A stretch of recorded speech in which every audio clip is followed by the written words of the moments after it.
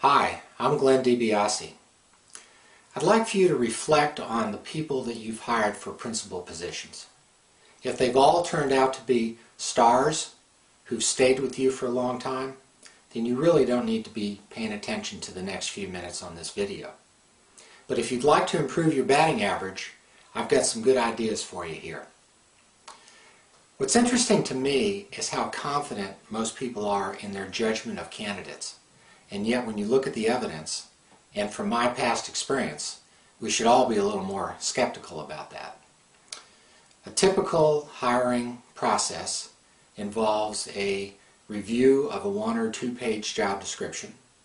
It involves a review of a resume, an unstructured interview, perhaps the use of a personality test that has questionable ability to predict, and reference checks. These are some of the least predictive methods.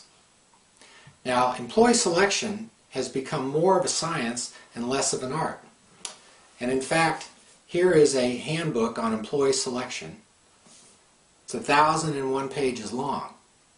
And when you start to get into the science of selection, you start to understand that there's a lot to it. So if you want to make more accurate hiring and promotion decisions, how do you do it? Well, what I've done is I've taken this 1,001 pages and I've condensed it into 3 keys. The first key is to make sure that you have a thorough understanding of the work of the principal. The work is complex, and most job descriptions are skimpy and don't come close to capturing the complexity. And if you don't capture that, you also don't capture the characteristics that are needed by the person doing the work to do it successfully. The second key is to have a thorough understanding of the characteristics of the person needed for success. Most hiring teams have an incomplete understanding of that, and then they end up making decisions based upon the incomplete information, and frequently they don't make the best decisions.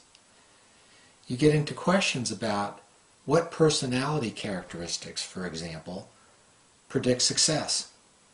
What values should the person have to best fit the culture of the school?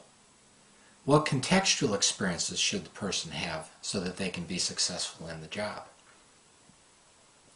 I work with hiring teams to create a predictive job profile. That profile is typically 10 to 12 pages long. It's based upon research, it's based upon expert judgment, and it's based upon an understanding of the school's mission, vision, culture, goals, and challenges.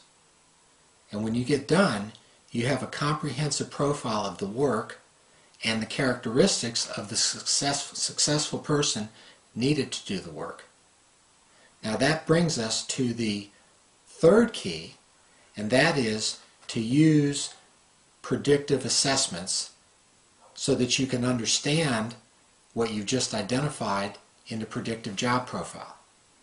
Most hiring teams, almost all hiring teams, use an unstructured interview. That's one of the least predictive methods. There are better. So for example, a structured interview, which is based upon the profile, which is done in a group setting, and which uses consensual decision making, is a much more accurate predictor than an unstructured interview is. Another example would be an in-basket assessment, where again it's based upon the job profile, and it takes some of the work of the principal and it has the candidate do that, take about 2 or 3 hours to do some of that work, and you can learn a lot about a candidate from that kind of an assessment. A third kind of assessment are validated assessments of personality and cognitive ability. Now there are about 2,800 assessments on the market, and they vary considerably in their ability to predict. Some of them are not very good. So you need to know what you're looking for, and you need to read the research from the test publisher to know whether it's an instrument that's going to predict future work performance. When you get done assessing the candidate, you're going to have a lot of information. In fact, you're going to know more about the candidate than her mother does. So it would be helpful to have a decision guide that helps you organize the information and structure it so that you can make a good decision. I work with hiring teams to help them create predictive job profiles and to help them create the right assessment protocol. If you want some help doing that, give me a call.